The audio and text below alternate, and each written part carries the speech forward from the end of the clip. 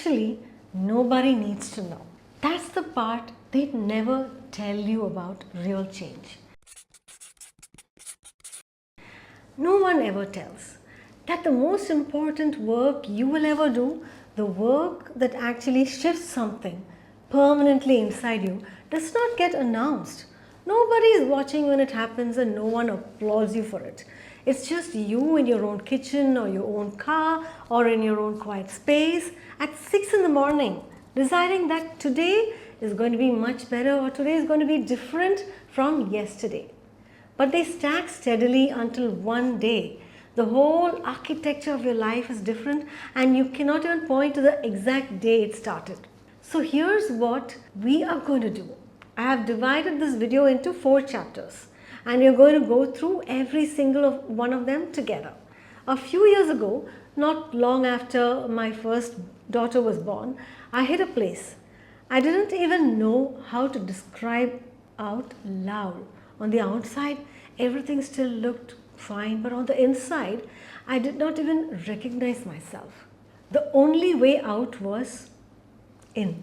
So I went inside myself, privately, with my faith, a journal, and a decision to finally look at what I'd been avoiding for years. And here's what I didn't expect. The change didn't stay in one place.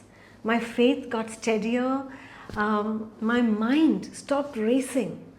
The way I carried myself changed. The way I let people talk to me changed. One decision led to another until none of it looked like where I started. I spent years believing that change had to look like something else, that it had to have a declaration, that it had to have a before and an after, that other people could witness and confirm. Because somewhere along the way I had learned, and I do not think that I am alone in this, that if nobody saw it, it was not real. If nobody validated it, it did not count. I needed the people around me to see the shift before I trusted it myself. And that's exactly why the change never stuck. Because I was building it for the wrong audience. So this is your season now. The work that nobody sees, and you don't need to announce it to anyone. Not your best friend, not even your sister, and not the group chat. If you're here, maybe you've tried the whole new season, new devotional, new journal, the new me thing before. You go hard 2 weeks and you feel proud of yourself. And when life happens, you fall right back into the same loop. Here's what nobody tells you. It was never going to be one big turning point. It is small decisions repeated on the days when nobody is actually watching. And that nobody claps for that. And nobody sees it. They add up so slowly that you won't be able to name the day it started working. And that's true.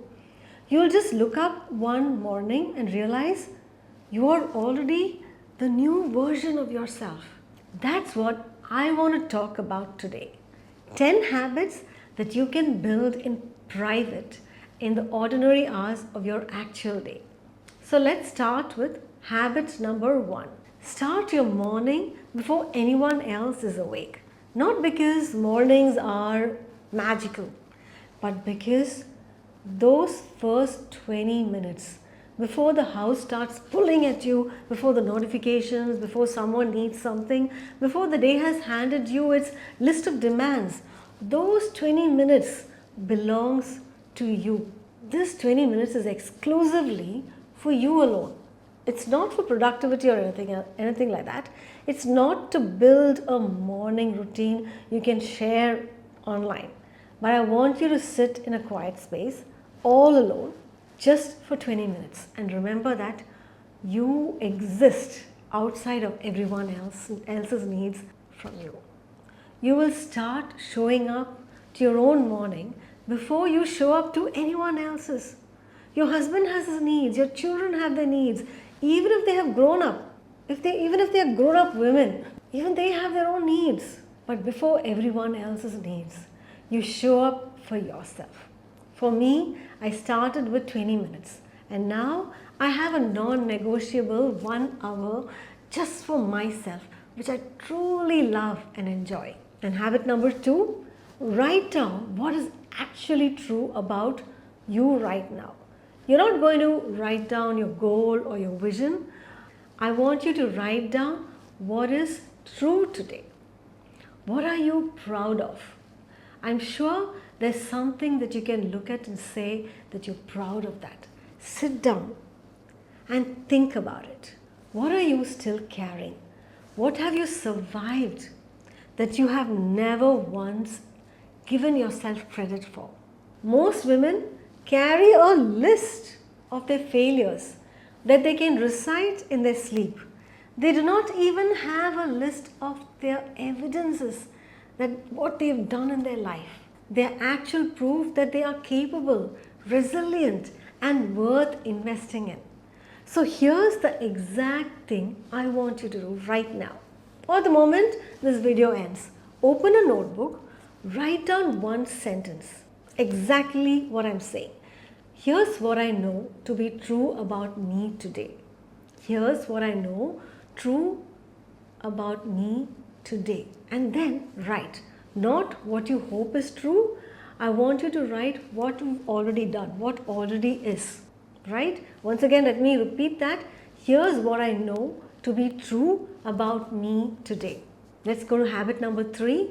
Protect your peace from what does not belong in it. Protect your peace from what does not belong in it. And I mean that literally. Protect the conversations that drain you.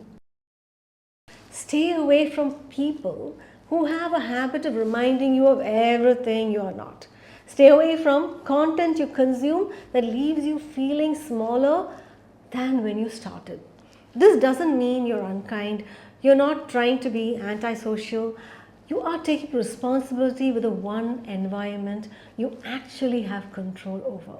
Private healing means being intentional about what you let in. Let me repeat that again. Private healing means being intentional about what you let in. And habit number 4, do one thing each day that has no output. Women who have spent decades being useful in the way that means pouring out constantly without any pause, they have completely lost the ability to do something that produces nothing. So today, take a walk without watching Netflix also, without doing absolutely anything. Not even listening to a podcast. Just walk, just you with yourself. Or sit without doing any kind of task. Doing nothing is useful, and it's actually one of the most useful things you can do for the woman you are becoming. We always were taught doing nothing for a while means you are lazy. Just listen to me and take some time off and do nothing, completely nothing. And habit number 5, read something that has nothing to do with fixing your relationships or managing other people. Most of the personal development consumed by women over 40 is aimed to one thing: how to handle other people better, or how to communicate with their partner, how to parent more effectively, how to set limits with their mother-in-law, how to love other people more strategically. What about you? For me, I stopped looking for books on how to be a better wife or how to manage burnout. And I started reading about how my own brain processes memory and narrative. I started reading about the philosophy of time or the biology of stress. I didn't read to solve a problem. I started reading to understand the person living in this body. Whatever it is, maybe it's poetry for you, non-fiction, or a subject that genuinely fascinates you, or even just a memoir that has nothing to do with your life. Choose the book that belongs only to your curiosity, not your to-do list. In fact, my daughters always tell me, Mama, try and read some fiction, maybe some, any kind of fiction, some kind of fantasy book, some kind of mystery book. They always advise me, and I'm still trying to do that. If any of this is already where you are, if you're already choosing yourself in these small unannounced ways, comment the word private below. No explanation needed, and I'll know what it means. And kudos to you. Before I continue, don't forget to subscribe to my channel, so this will motivate me to create better content. And habit number 6, choose one thing in your physical space and make it yours, actually yours. Not the whole house. I'm not telling you to do a makeover, a house makeover, a room makeover.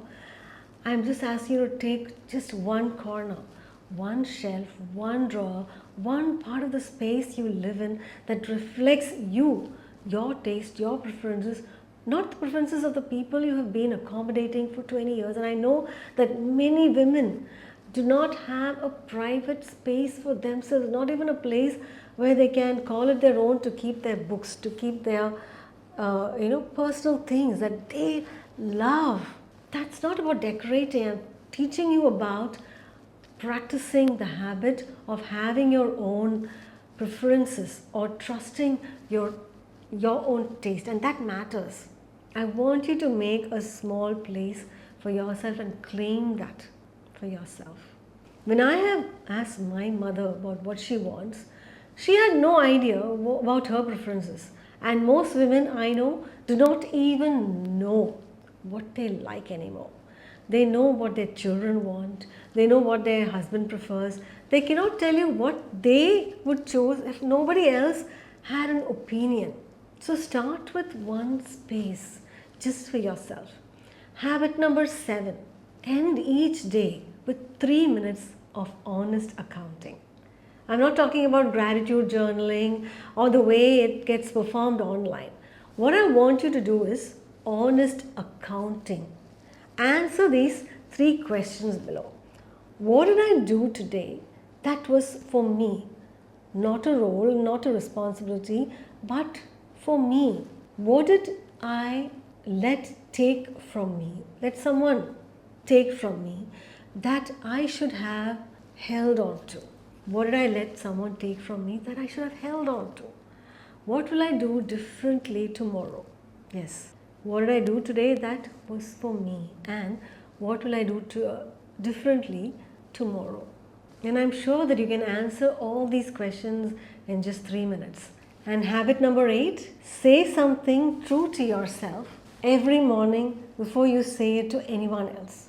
No, I'm not talking about affirmation, and not a line you read from someone else's Instagram page. What I want you to do is say something that you actually believe for yourself, or something you are choosing to believe, even when it costs you something to believe it. The way I spent years absorbing the voices of people who told me that I was not good enough, I understand now how foreign it feels to be the voice that tells you the truth instead. But every morning that you practice speaking truth, to yourself before the world gets to speak to you first, you are restraining the loudest voice in your life. And that voice is yours. Say this out loud right now, or when this video is done. I am building something real. Nobody needs to see it, but I am building it. I am building something real. Nobody needs to see it yet, but I am building it. Habit number 9, work on one goal that belongs entirely to you. First, write only one goal because you want it, because it matters to you. Not because it makes you that you are a better mother or a better wife, or a more efficient person. For heaven's sake, please don't write relationship goals or career goals. But please do not give it to anyone who will even evaluate it, and work on it in private. I want you to sit down and write it privately. You do not need to announce it to anyone. You do not need accountability partners for this or public commitment. You just need a couple of minutes for this, and the decision to stop waiting for the right season to begin. The season is now. It's always now. There's no future where conditions will finally be perfect. Begin inside the conditions you already have. And habit number 10, give yourself the same quality of loyalty you have given everyone else. You have kept your word to other people in season when it cost you significantly to do it. You have shown up when you were exhausted. You have stayed consistent for people who took it for granted. You have been the most reliable person in everyone else's life. Now, I want you to do it for yourself. Yes, just do it for yourself. Make a commitment to yourself today. Keep it private. Don't post it anywhere. The woman you are becoming is waiting for you to extend her the same dignity you have spent decades giving away. I want to come back to something I said in the beginning. Do you remember that? Actually, nobody needs to know. Yes. For a long time, I thought that meant my work was invisible. That if nobody was watching, it did not count. That I needed witness to make it real. What I know now is different. Nobody needs to know because this is not for them. It never was. The woman you are building in private, she's not a project. You owe no one your progress report. She's not a before and after for someone else to evaluate. She's yours. All of hers is yours. And the most powerful thing about this season, this private unannounced rebuilding, is that nobody can take it from you. Nobody can underestimate it. Nobody can minimize it because nobody even knows it's happening within you. You know what this reminds me of? A caterpillar when it's inside the cocoon. From the inside, it looks like nothing. It's dark, it's still, it's closed off. If you walk past it, you'd think nothing is happening in there. But inside, everything is changing. And here's the part most people miss. The struggle to break out of that cocoon, the pushing, the effort, that part that takes longer than it should, that struggle is not the obstacle. That struggle is what builds the wings. Scientists will tell you, if you cut a cocoon and open it early to help the butterfly fly out, it never flies. The wings only open because of the fight inside. So if this season feels dark, if it feels very slow, if it looks from the outside like nothing is happening, let me tell you what is actually true. The wings are forming right now in the dark, in the private. The butterfly doesn't come out despite the cocoon. She comes out because of the cocoon, because of the fight that's happening inside. Then one day, not because you announced it, but because you simply kept going, she shows up. This new version of you shows up. And she is someone you actually start recognizing. Here's a favor I want you to do so you can start growing in private and join in this journey with me. And comment below which habit you are starting today. Don't just say it, do it and start committing yourself to these habits. Don't forget to like, share and subscribe. And I love you and I'll see you soon.